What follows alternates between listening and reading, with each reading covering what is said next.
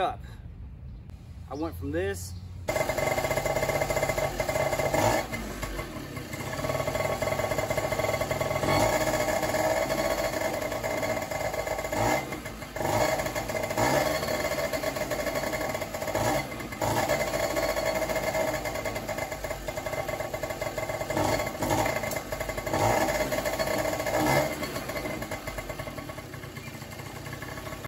to this.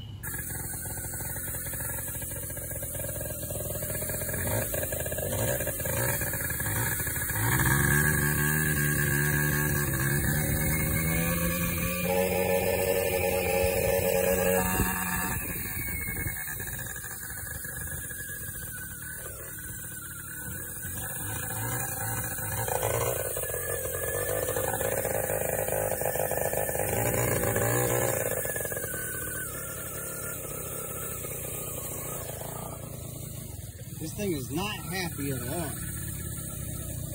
To this.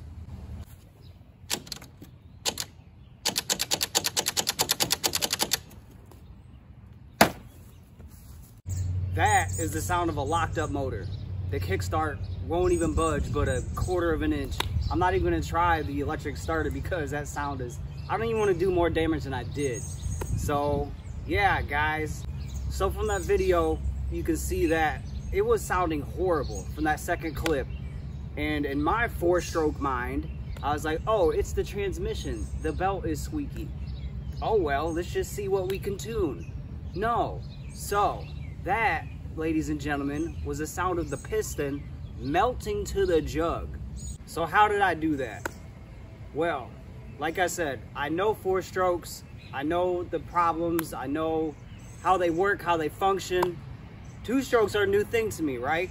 But, you know, they're an engine. It's still an engine. So it's going to make the same sounds. It's going to do the same thing. You can tune it basically the same, right? No, definitely not. So when I got this bike, the carburetor that was already on it was not the right carburetor. So what I did is I bought a new carb and an intake filter. I put on said carb and intake filter. And it did start up. It took a minute, but it started up. And it was running really rough and it wouldn't idle, so I adjusted the idle screw, I bumped it up, and I got the bike to idle without me holding on the throttle. So in my mind, I'm like, great, success, what's next? Let's take it out for a spin, right? I take it out the garage, I get out there, and I give it gas, and this thing is just sputtering. You know, it accepts like, 5-mile-an-hour gas, but anything past that, it's just poo, poo, poo. So let's run it lean. It's not getting enough fuel. So, okay, let's get out the freaking file and let's bump up the fuel. So I did so and it reacted worse. It reacted way worse. All right, so I put it back to the middle and then I was like, well, let's take out some fuel and see what that does. And the first adjustment, it did do something. I gained like another 3 miles an hour, but it was still horrible. You know, it was not functioning. So then that was my mistake. First of all, you cannot run a lean mixture of fuel with a 2-stroke. The gas itself cools the engine down, okay? The oil, I have an oil sump system and gas. The oil lubricates the engine. The gas cools the engine down. So already off rip, I was running this thing hot because the jets inside the carburetor were definitely too small. Because when I went past the point of already leaning it out, and I leaned it out even more, there was no increase, there is no decrease, there is no change whatsoever. It just ran like shit. But I kept running it, you know? I kept running it because I was so happy to have this 2-stroke up and running. And what do you know? That's when that horrible sound of death started. And I just kept going. I'm like, man, this is fine. I can deal with a squeaky belt. No, it shut down. It turned off by itself. I didn't do that. And I went to go start it back up, and it did start. It's a good motor, I guess. And it did start, but it didn't last long at all. It just squeaked even louder and then just stopped, and then it just locked up completely. The starter would only hit once, and then it would stop. As you can see, the Kickstarter doesn't even budge a bit. So essentially what I did is I took out way too much fuel from the engine that already did not have enough fuel, and the piston overheated and melted to the jug. Damn, man. You live and you learn, but I learned the hardest way possible. So where do we go from here? A complete engine rebuild, baby.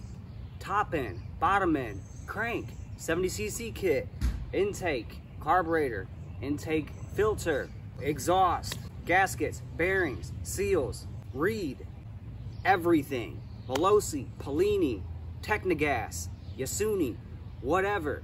There's a scooter website online that I'm going through that supports everything for these bikes, and I'm purchasing everything at once. But we have to begin somewhere, and that's where we're beginning today to get this thing going as fast as possible. But we have to get the motor out, right? So that's exactly what I'm doing today, is ripping this thing apart for the first time. I don't know this bike. I don't know what to take apart, where to take apart. So it's gonna be a process, but that's exactly what I'm doing. Yep, she's gotta come out. So let's do it. All right, intake, power, and exhaust taken off. Everything is really easy to work on this engine too. Look how much space. Look at all the room for activities that I have. I love this. I can just reach in and move around stuff. But all right, so now plastics.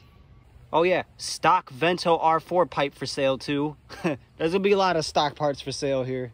Well, I left my breaker bar across town, so I gotta run over there and get that real quick.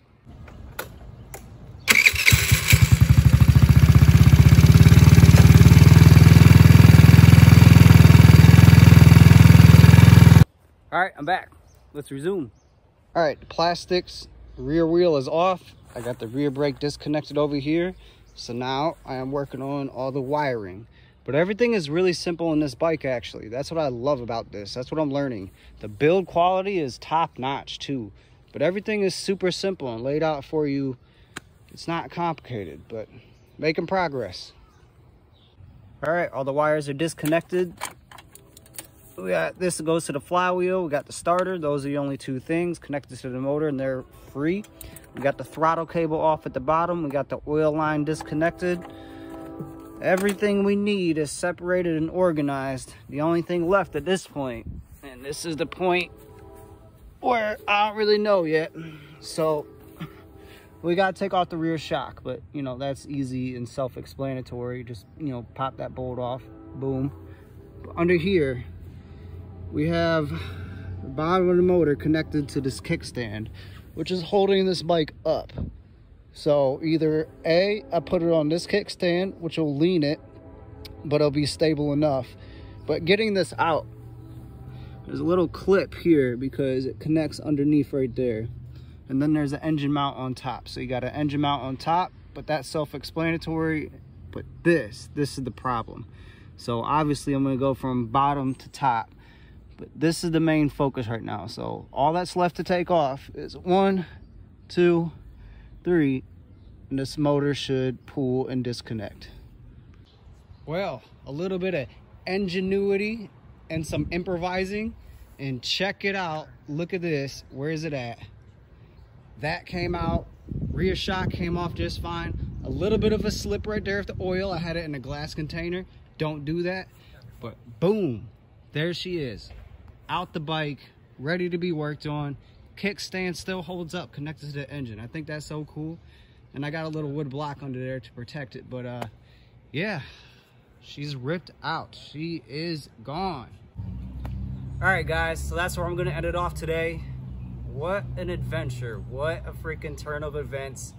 We got the motor ripped out, but that's a good thing. This is gonna be easy to work on. It is accessible within my hands right here. And while I'm at it, I can do everything else around the bike while I'm waiting on parts to come in the mail and everything is being put together and such. I can dial in everything else I want here. This thing is so lightweight. Anyways, this wasn't that bad at all. This wasn't that hard. It took me about 2 hours to do. And yeah, there she is, sitting pretty. The engine looks good. Nothing is cracked. The engine is fine except for the inside, but that's gonna be on another video when I open this engine up, which, you know, knock on wood, should be easy enough. But yeah, I'll keep y'all updated. Full build is happening clearly on this bike. I just didn't expect it to happen all at once like this, but hey, that's a fun route to do anyway. So, hey, these are the beginnings of a really good time. So, thank y'all for watching. And yeah, this is happening. This is cool. So, till next time, guys. Peace.